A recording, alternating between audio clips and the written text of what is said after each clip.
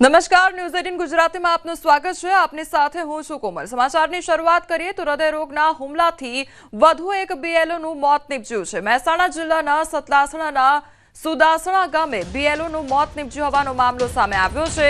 તો ઘરમાં રાત્રે 2 વાગે એસઆરની કામગીરી દરમિયાન હૃદયરોગના હુમલાથી મોત નીપજ્યું છે। દિનેશ રાવળ નામના શિક્ષકનું મોત થયું છે। તો સુદાસણા ગામની કન્યા શાળાના શિક્ષક બીએલઓ તરીકે કામ કરતા હતા।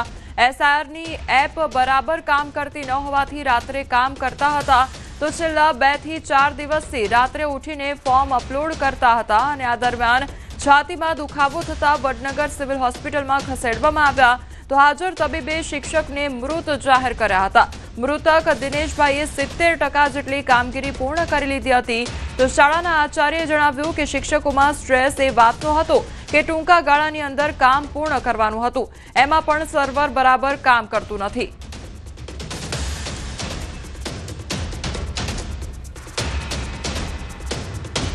બધા જ જાણે છે પ્રકારે એસઆઈની કામગીરીની અંદર જે ફોર્મને અપલોડ કરવાના હોય છે, ઓનલાઈન કરવાના હોય છે, એની એપ્લિકેશન બરાબર કામ કરતી ન હોવાથી દિનેશભાઈ સતત છેલ્લા 2-4 દિવસથી રાત્રે ઉઠી અને ફોર્મને અપલોડ કરવાનું કામગીરી કરતા હતા। શિક્ષકોમાં સ્ટ્રેસ એ વાતનું હતું કે ટૂંકા ગાળાની અંદર જે એમને આપેલો હતો એ ગોલ એમને પૂરો કરવાનો હતો। ખાસ કરીને જે સર્વર છે બરાબર કામ કરતું નથી। વડોદરામાં કાસમાલા ગેંગનો સાગરીત ઝડપાયો છે। ગેંગના શાહિદ ઉર્ફે ભૂરિયાની ધરપકડ કરવામાં આવી છે। તો એમડી ડ્રગ્સ સાથે રંગે હાથ ઝડપાયો છે। પોલીસે 2.80 ગ્રામ ડ્રગ્સનો જથ્થો જપ્ત કર્યો છે। તો ગુજરાત ટેકરા વિસ્તારમાં આ ડ્રગ્સ વેચવામાં આવતો હતો અને ઝીપલોક પાઉચમાં મળી આવ્યું હતું ડ્રગ્સ। એફએસએલમાં પાવડર મેફેડ્રોન હોવાની પુષ્ટિ થઈ છે। તો સપ્લાયર તરીકે સુરતના શખ્સનું નામ પણ બહાર આવ્યું છે। સુરતના સાજિદ પટેલનું નામ બહાર આવ્યું છે। તો શાહિદ સામે અત્યાર સુધીમાં 14 ગુના પણ નોંધાઈ ચૂક્યા છે। ગુજસીટોક હેઠળ ગુના નોંધી દેવામાં આવ્યા છે તેમજ જામીન પર છૂટ્યો હતો અને જામીન પર છૂટ્યા બાદ ફરી એકવાર ઝડપાયો। પોલીસે એનડીપીએસ એક્ટ હેઠળ ગુનો નોંધ્યો છે। સુરેન્દ્રનગરના થાન શહેરી વિસ્તાર સહિત આસપાસના ગામોમાં ચેકિંગ કરાતા ગેરકાયદેસર ખનીજ સંપત્તિનું વહન કરતા ડમ્પરો ઝડપી પાડવામાં આવ્યા છે। ગેરકાયદેસર ખનીજ સંપત્તિ અને 7 ડમ્પરો સહિત અંદાજે 2 કરોડનો મુદ્દામાલ કબજે કરવામાં આવ્યો છે। તો ઝડપાયેલા ડમ્પરોના માલિકો સામે કાર્યવાહી પણ હાથ ધરવામાં આવી છે। સંવાદદાતા અક્ષય અમારી સાથે જોડાઈ ગયા છે। અક્ષય, ગેરકાયદેસર જે ખનીજ સંપત્તિ છે તેનું વહન કરવામાં આવી રહ્યું છે, હાલ કયા પ્રકારે કાર્યવાહી હાથ ધરવામાં આવી છે? જી, ચોક્કસથી વાત કરવા તો થાન પંથકમાં કાર્બોસેલ તેમજ અન્ય ખનીજો પર તંત્ર દ્વારા જે છે એ તવાઈ બોલાવવામાં આવી રહી છે। તેને લઈ અને ખનીજ માફિયાઓ દ્વારા દિવસના બદલે હવે મોડી સાંજે કે રાત્રિના સમયે આ ખનીજોનું ગેરકાયદેસર વહન કરવામાં આવી રહ્યું છે। ત્યારે પોલીસ દ્વારા મોડી રાત્રિના સમયે આ ગેરકાયદેસર ખનીજ વહન ઝડપી પાડવામાં આવ્યું છે। કુલ 7 ડમ્પર સહિત ₹2 કરોડનો મુદ્દામાલ છે હાલ કબજે કરી અને તમામ જે ડમ્પરોના માલિકો છે તેમની સામે કાયદેસર કાર્યવાહી જે છે હાલ હાથ ધરવામાં આવી છે। જે અક્ષય, સમગ્ર માહિતી બદલ આપનો આભાર। બનાસકાંઠામાં લગ્નમાં ગયેલ પરિવારના ઘરે ચોરીને અંજામ આપવામાં આવ્યો। તો અમીરગઢના ઘાટા ગામમાં આ ઘટના સર્જાઈ। દાગીના સહિત 1.67 લાખના મત્તાની ચોરી થઈ। ધોળા દિવસે ચોરી કરી તસ્કરો ફરાર થઈ ગયા। તો રોકડ 60,000 અને દાગીનાની ચોરી થઈ। અમીરગઢ પોલીસે તપાસ હાથ ધરી છે। તો લગ્નની સિઝન દરમિયાન તસ્કરો હવે બેફામ બની ગયા છે। સંવાદદાતા કિશોર અમારી સાથે જોડાઈ ગયા છે। કિશોર, ઘર જ્યારે બંધ હોય છે ત્યારે તેને નિશાન બનાવવામાં આવે છે, ચોરીને અંજામ આપવામાં આવે છે, શું ઘટના? ચોક્કસથી કોમલ, શિયાળો આવતાની સાથે જ તસ્કરોનો ત્રાસ પણ હવે વધવા લાગ્યો છે બનાસકાંઠામાં। બનાસકાંઠાના અમીરગઢના ઘાટા ગામમાં પરિવાર વહેલી સવારે લગ્નમાં ગયો હતો અને બપોરે 1:30 વાગે પરત ફર્યો ત્યારે દરવાજાના તાળા તૂટેલા હતા અને તિજોરીનું લોક તોડીને દાગીના સહિત 60,000ની રોકડ સહિત 1,67,000ની મત્તાની ચોરી થઈ હોવાનું સામે આવતા તાત્કાલિક પોલીસને જાણ કરી હતી અને પોલીસે સમગ્ર મામલે વધુ તપાસ હાથ ધરી છે। પરંતુ ધોળા દિવસે જ ચોરી થતા અનેક સવાલો પણ પોલીસ પેટ્રોલિંગ પર ઉઠી રહ્યા છે। કોમલ, જી કિશોર, સમગ્ર માહિતી બદલ આપનો આભાર। તો અમીરગઢનો આ મામલો સામે આવ્યો છે કે જ્યાં બંધ મકાનને નિશાન બનાવવામાં આવ્યું અને ચોરીને અંજામ આપવામાં આવ્યો હતો। તો લગભગ 1,67,000 જેટલી મત્તાની ચોરી કરવામાં આવી। રાજ્ય સરકારની ચિંતન શિબિરનો બીજો દિવસ અને વલસાડમાં ત્રિદિવસીય ચિંતન શિબિરનો બીજો દિવસ છે ત્યારે આજે વહીવટી સુધારા સુશાસન પર વિશેષ સત્રો વલસાડના ધરમપુર ખાતે આવેલા શ્રીમદ રાજચંદ્ર આશ્રમમાં ગુજરાત સરકારની 12મી ચિંતન શિબિર યોજાઈ રહી છે, જેમાં મુખ્યમંત્રી, નાયબ મુખ્યમંત્રી સહિત સમગ્ર મંત્રીમંડળ અને ઉચ્ચ અધિકારીઓ ભાગ લઈ રહ્યા છે.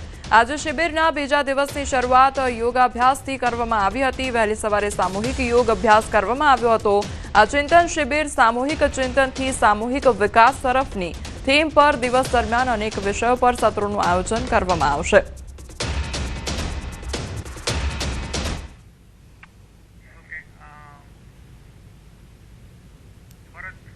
સંવાદદાતા ભરત અમારી સાથે જોડાઈ ગયા છે. ભરત, ચિંતન શિબિરનું આયોજન કરવામાં આવ્યું છે, શું અપડેટ? બિલકુલ, સરકારની 12મી ચિંતન શિબિર વલસાડના ધરમપુરના શ્રીમદ રાજચંદ્ર આશ્રમમાં યોજાઈ રહી છે. આજે ચિંતન શિબિરનો બીજો દિવસ છે. આ ચિંતન શિબિરની અંદર 3 દિવસ સુધી ચાલનારી આ ચિંતન શિબિરમાં રાજ્યના મુખ્યમંત્રી, ઉપમુખ્યમંત્રી સહિત સમગ્ર જે સરકારનું આખું મંત્રીમંડળ છે એની સાથે રાજ્યના તમામ સંઘી અધિકારીઓ 250થી વધુ સંઘી અધિકારીઓ પણ આ ચિંતન શિબિરમાં ઉપસ્થિત છે. આજે ચિંતન શિબિરના બીજા અધિકારીઓએ છે એ યોગાભ્યાસ કર્યો હતો. આમ સ્ટ્રેસ ઘટાડવા અને સાથે સાથે એકાગ્રતા વધારવા માટે યોગાનું વિશેષ મહત્વ માનવામાં આવે છે. આથી આ ચિંતન શિબિરમાં સ્વાસ્થ્ય પ્રત્યે પણ એને પણ વિશેષ ધ્યાન રાખવામાં આવી રહ્યું છે.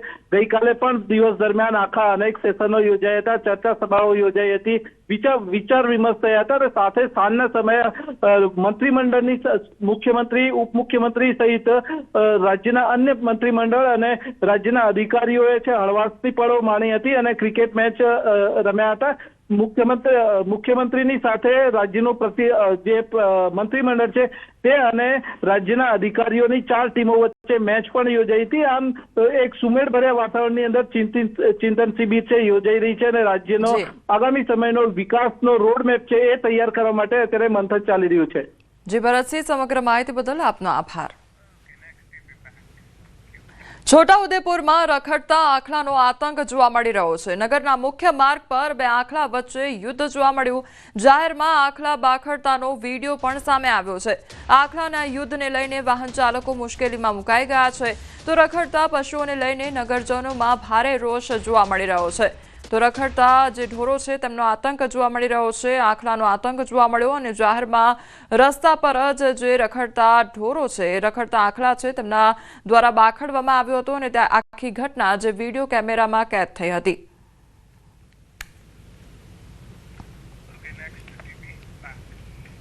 અમદાવાદમાં ગુનાહિત પ્રવૃત્તિને રોકવા પોલીસનો પ્રયાસ હાથ ધરવામાં આવી રહ્યો છે. ત્યારે હવે પોલીસના લોગો સાથેના ઓટો રિક્ષામાં સ્ટીકર લાગ્યા છે. સ્ટીકર પર પોલીસ સ્ટેશનનું નામ અને નંબર લગાવવામાં આવ્યા છે. તો નંબર પરથી રિક્ષાની પૂરી માહિતી મળી રહેશે. કોઈ ફરિયાદ હશે તો સરળતાથી માહિતી મળી જશે. ગેરકાયદેસર ચાલતી રિક્ષા પર પણ રોક લગાવવામાં આવશે. તો પોલીસનો પ્રયાસ સરાહનીય છે તેવું રિક્ષા યુનિયન દ્વારા કહેવામાં આવી રહ્યું છે.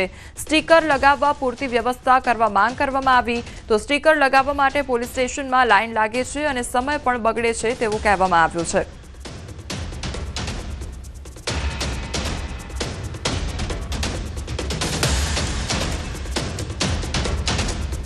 અમદાવાદ શહેરમાં જે ઓટો ચાલી રહી છે તેમાં તમને એક પ્રકારે નંબર જોવા મળતા હશે અને એ નંબર છે પોલીસ સ્ટેશન વાઇઝ હવે આ નંબર છે તે લગાવવામાં આવ્યા છે અને એક પોલીસના લોગો સાથે. આ નંબર શા માટે લગાવવામાં આવ્યા છે, તેનો ઉપયોગ શું થઈ રહ્યો છે તે આપણે જાણીશું. આપણી સાથે છે અમદાવાદ રિક્ષા ચાલક એકતા યુનિયનના પ્રમુખ વિજયભાઈ મકવાણા. વિજયભાઈ, આ નંબર શા માટે લગાવ્યા છે? ખાસ કરીને સીપી સાહેબનું જે જાહેરનામું છે કે એની અંદર રિક્ષાની આઈડેન્ટિટી થાય પોલીસ સ્ટેશન વાઇઝ, એટલે દરેક પોલીસ સ્ટેશનની અંદર એનો રેકોર્ડ મળે કે આ રિક્ષા આ વિસ્તારની છે. કાલ ઉઠીને કોઈ પેસેન્જરનો સામાન રહી ગયો હોય કે કંઈક એવી ઘટના બની તેમને શોધવા હોય એને સરળ બનાવવા માટે આવો એક જાહેરનામું પરિપત્ર સીપી સાહેબ દ્વારા બહાર પાડવામાં આવ્યું. એમાં મોટાભાગની રિક્ષાઓમાં લગાવવાની કામગીરી ચાલુ છે. આ લગાવવાની અત્યારે પૂરતી વ્યવસ્થા નથી, કારણ કે દરેક પોલીસ સ્ટેશનમાં સ્ટીકર લેવા જાય છે, અમારા ડ્રાઈવરો તો મળતા નથી. ક્યાંક ને ક્યાંક સીપી સાહેબે અમને એવું જણાવ્યું હતું કે આમાં રૂપિયો આપવાનો થતો નથી, પોલીસ તંત્ર દ્વારા ફ્રીમાં લગાવવામાં આવશે. તો ક્યાંક 50 રૂપિયા લે છે, કોઈ 150 રૂપિયા લે, કોઈ 200, 300 રૂપિયાના લેવાના ચાલુ કર્યા છે. અને ખાસ અગત્યનું અમારે એ કહેવું છે કે જ્યાં સુધી અમદાવાદ શહેરના બધા રિક્ષામાં આ લાગી ના જાય ત્યાં સુધી આની માટે ફાઇન કરવામાં ના આવે. હવે આ સ્ટીકર લગાવ્યું છે તે દરેક પોલીસ સ્ટેશન વાઇઝ એટલે કે અહીંયા ગાયકવાડ હવેલી ને ત્યાંથી લગાવી દેવામાં આવ્યું છે. 1001 એમના નંબર છે, પરંતુ આ નંબરો કદાચ એટલા પણ માટે લગાવ્યા છે કે ગુનાહિત પ્રવૃત્તિઓ અટકી શકે, કોઈ ચોરી છે, કોઈ ફરિયાદ છે ત્યારે જો મુસાફરોને નોંધાવી હોય તો તેમના ટેક્સી નંબર હોય છે તે યાદ નથી રહેતા, પરંતુ આ નંબર છે તે યાદ રહી જાય અને જો ફરિયાદ કરે તો પોલીસ જે તે સમયે તે આખા નંબર ઉપરથી રિક્ષા ચાલકની કુંડલી પણ કાઢી શકે અને સાથે સાથે જે કાયદેસર નથી ચાલતી તેવી રિક્ષાઓ પર પણ રોક લાગી શકશે. કેમેરામેન હિરેન શાહ સાથે બીબી પટેલ, ન્યૂઝ 18 ગુજરાતી, અમદાવાદ. ગીર સોમનાથમાં કાર્તિકી પૂર્ણિમાના મેળા પ્રારંભમાં વિવાદ સર્જાયો. ધારાસભ્ય ભગવાન બારડે મેળામાં ગુસ્સો ઠાલવ્યો. મેળાનો પ્રારંભ વહેલો કરી દેવાતા ગુસ્સે થયા તો ટ્રસ્ટે ધારાસભ્યને 5.5 કલાકનો સમય આપ્યો હતો. મેળાનો પ્રારંભ 5 વાગે કરી નાખતા ગુસ્સો ઠાલવ્યો તો ધારાસભ્ય ભગવાન બારડે કહ્યું, આ અમારું અપમાન છે, આ રીતે કરવું હોય તો આમંત્રણ ન આપો તેવું પણ કહેવામાં આવ્યું છે.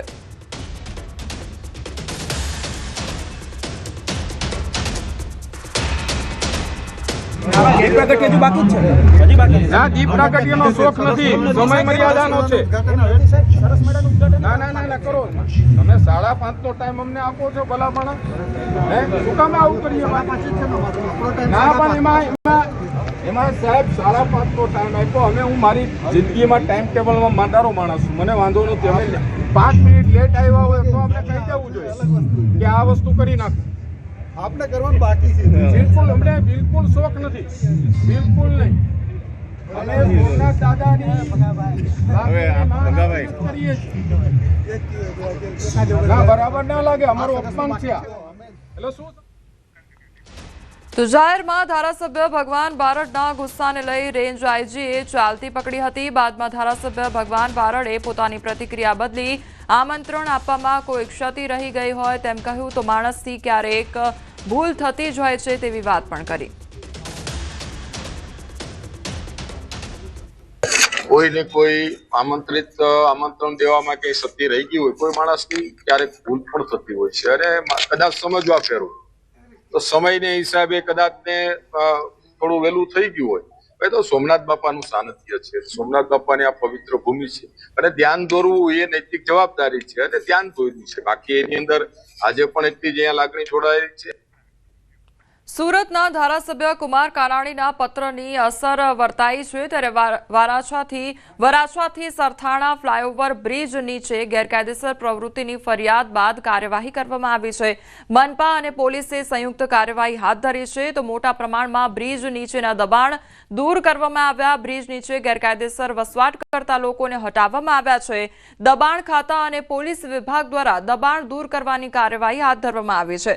ધારાસભ્ય કુમાર કાનાણીએ મનપા કમિશનરને પત્ર લખ્યો હતો. બ્રિજ નીચે ગાંજા, અફીણ, ડ્રગ્સ, દારૂ અને જુગાર જેવી ગેરપ્રવૃત્તિની ફરિયાદ પણ કરી હતી તો લેખિતમાં ફરિયાદ કરી સમસ્યાનો ઉકેલ લાવવા માટે રજૂઆત કરવામાં આવી હતી.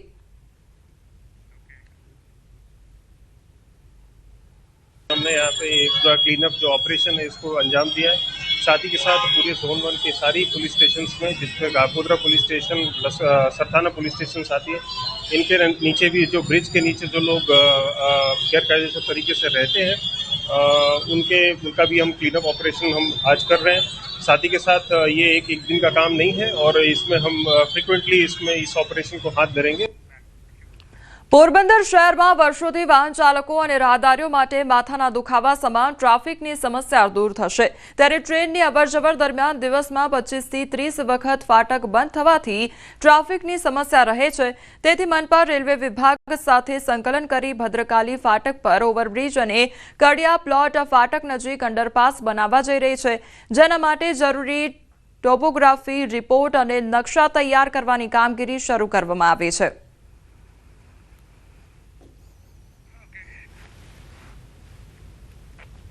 રેલવેને ક્રોસ કરતું અંડરપાસ બનાવવા માટેનું આયોજન કરવામાં આવેલું છે. આ જે ત્રણેય જગ્યાએ જે 2 જગ્યાએ રેલવે બ્રિજ અને 1 જગ્યાએ જે રેલવે અંડરપાસ બનાવવાનો છે એના માટેના અગાઉ સર્વે થયેલા છે. હવે આખરી ડિઝાઇન તૈયાર કરવા માટે અને એના ટ્રાફિકના સ્ટડી કરવા માટેની એજન્સી દ્વારા કાર્યવાહી કરવામાં આવી છે. વડોદરા મહાનગરપાલિકાએ નાગરિકોની સુરક્ષાને ધ્યાને લઈ મહત્વનો નિર્ણય કર્યો છે। શહેરના મુખ્ય 4 બગીચાઓમાં પ્રવેશ માટે હવે રજિસ્ટરમાં ફરજિયાત એન્ટ્રી કરવી પડશે। તો અસામાજિક પ્રવૃત્તિઓ પર લગામ લગાવવા મનપાએ આ નિર્ણય કર્યો છે, જેને ઘણા લોકો વખોડી રહ્યા છે તો ઘણા બિરદાવી પણ રહ્યા છે।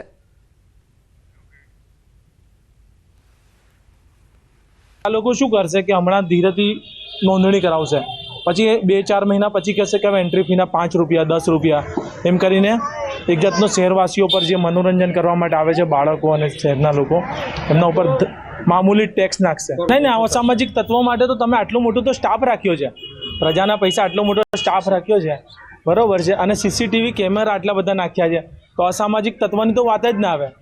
આ રજીસ્ટ્રેશન સારું છે, એ કરવું જ જોઈએ। મતલબ અમે પહેલા જ્યારે આવતા હતા ત્યારે અહીંયા કેટલા બી નક્કામાં લોકો બેસી રહેતા હતા કે છેડછાડ કરે આમ તેમ, એટલે આ વસ્તુ સારું કર્યું છે કે રજીસ્ટ્રેશન કરીને જવું જોઈએ। હવે અમે મતલબ અહીંયા સ્ટડી માટે કે પછી પિકનિક માટે કે મારા ફેમિલી સાથે આવીએ તો અમે સારું મહેસૂસ કરીએ છીએ અહીંયા આવીને। આ નિર્ણયને અમે વખોડીએ છીએ, કારણ કે આ ઐતિહાસિક બગીચો છે। ગાયકવાડ સાહેબે જનતા માટે ખુલ્લો મૂકેલો આ બગીચો છે, જનતા અવરજવર કરી રહી છે, પરંતુ હાલમાં આ જ કમાટી બાગમાં કમિશનર સાહેબની કેમ્પ ઓફિસર છે, ત્યાંથી કંઈક ફાઇલ એક હતાપીની ગાયબ થઈ ગઈ છે, એના કારણે કદાચ આ નિર્ણય લીધો હોય તેવું લાગી રહ્યું છે। બીજું એમને એવું કહે છે કે અસામાજિક તત્વો અહીંયા આવી રહ્યા છે, તો આ કમાટી બાગમાં અસંખ્ય સીસીટીવી કેમેરા છે, સિક્યુરિટી ગાર્ડના અહીંયા ઢગલા છે, તો ક્યાંથી અસામાજિક તત્વો? અને અસામાજિક તત્વો તો પકડો, તમે સીસીટીવી કેમેરાથી પકડો। જો તમે વડોદરા શહેરના સયાજી બાગમાં મુલાકાત લેવાનો વિચાર કરી રહ્યા હોય તો હવે તમારે ફરજિયાત જે છે તે અહીંયા પોતાની નોંધણી કરાવવી પડશે, અને સીધા દ્રશ્યો જે છે તે સયાજી બાગનો જે ગેટ નંબર 2 છે ત્યાંના બતાવવાનો પ્રયત્ન કરીશું કે અહીંયા વિશેષ સ્ટાફ જે છે તેની વ્યવસ્થા કરવામાં આવી છે। બહારથી જે કોઈ લોકો અહીંયા આવે છે, સહેલાણીઓ આવે છે, એ તમામ લોકોની નોંધણી જે છે તે અહીંયા કરવામાં આવી રહી છે। આ નોંધણી કરવા માત્ર એક જ ઉદ્દેશ્ય છે કે જે અસામાજિક તત્વોનો આતંક જે છે તે શહેરમાં દિવસે ને દિવસે વધી રહ્યો છે, એ આતંકને ટાળવા માટે આ નિર્ણય જે છે તે કોર્પોરેશન દ્વારા લેવામાં આવ્યો છે। મહત્ત્વની વાત છે કે જે સયાજી બાગ છે, કમાટી બાગ છે, ત્યાં લોકો પોતાના પરિવાર સાથે આવે છે, તો યુનિવર્સિટીના જે વિદ્યાર્થીઓ હોય છે તેઓ અભ્યાસ માટે પણ આવે છે, તો કેટલીક વખત અઘટિત ઘટનાઓ જે છે તે બનતી હોય છે। એટલે આ તમામ પ્રકારની ઘટનાઓ જે છે તેના પર નિયંત્રણ લાવવા માટે આ જે મુસાફરો છે, સહેલાણીઓ છે, તેમના માટે નોંધણી જે છે તે અહીંયા ફરજિયાત કરવામાં આવી છે। એટલે હવે જો તમે કમાટી બાગમાં આવશો તો તમારે અહીંયા ગેટ નંબર 2 પર નોંધણી કરવાની રહેશે, અને ત્યારબાદ જ તમે આ જે બાગ છે તેમાં પ્રવેશ મેળવી શકશો। હાર્દિક દીક્ષિત, ન્યૂઝ 18 ગુજરાતી, વડોદરા। આ મહત્વનો નિર્ણય હવે રાજકીય રંગ પકડી રહ્યો છે। કોંગ્રેસના એક જૂથે કોર્પોરેશન કચેરીએ આવેદનપત્ર આપીને નિર્ણય પાછો ખેંચવાની માંગ કરી છે, તો કોંગ્રેસનું કહેવું છે કે રજિસ્ટરમાં એન્ટ્રી કરવાનો નિર્ણય નાગરિકોનું અપમાન છે, પરંતુ ડેપ્યુટી મ્યુનિસિપલ કમિશનરે સ્પષ્ટ જણાવ્યું છે કે આ નિર્ણય માત્ર નાગરિકોની સુરક્ષાને ધ્યાનમાં રાખીને લેવામાં આવ્યો છે, અને આગામી સમયમાં શહેરના તમામ 135 બગીચાઓમાં આ વ્યવસ્થા લાગુ કરવાની વિચારણા ચાલી રહી છે। આવો તગલકી નિર્ણય લીધો, સૌથી શરમજનક બાત, અને વડોદરા શહેરના નાગરિકોનું અપમાન કર્યું છે। અમે અસામાજિક તત્વો છે, છેલ્લા 30 વર્ષથી મોર્નિંગ વોકમાં આવતા હોય કે બપોરે આનંદપ્રદ માટે આવતા હોય, તો સૌપ્રથમ એમાં નિષ્ફળ ગયેલા એમના અધિકારી, સિક્યુરિટી ઓફિસર મંગેશ જયસ્વાલને તાત્કાલિક હોદ્દા પરથી દૂર કરો, અને આ ફતવો તાત્કાલિક ખેંચો, કારણ કે વડોદરા માટે શરમજનક અને સંસ્કારી नगरी માટે અમને બદનામ અને અમારું આ અપમાન છે। कमाटी बाग और उसके आसपास में रजिस्टर की गई थी। कॉर्पोरेशन की तरफ से ये निर्णय लिया गया था कि जो व्यक्ति सवेरे बाग में या कभी भी दिन में बाग में प्रवेश करते हैं तो वो रजिस्ट्रेशन करें, ताकि हमारे पास में वो डेटाबेस बने और असामाजिक और जो आपराधिक गतिविधियां हैं उनको नियंत्रण किया जा सके। सबसे बड़े हमारे जो गार्डन हैं, सयाजी बाग है, कोतरी गार्डन है, अकोटा गार्डन, सरदार बाग है, वहाँ पे अभी हमने ये शुरू किया है ताकि किसी भी प्रकार की असामाजिक गतिविधि को नियंत्रण लगाए। जो भी लोगों के हित में होगा उचित निर्णय लिया जाएगा। સમાચારોમાં આગળ વધીએ તે પહેલા રોકાઈશું એક બ્રેક માટે।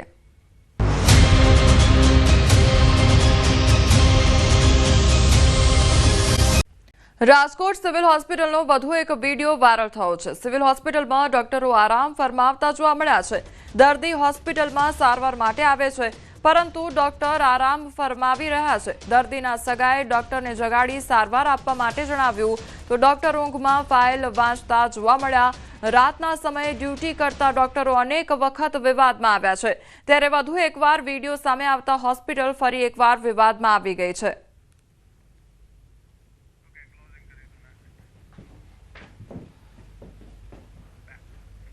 હાલ સમાચારોમાં બસ આટલું જ। વધુ સમાચાર માટે આપ જોતા રહો ન્યૂઝ 18 ગુજરાતી। નમસ્કાર।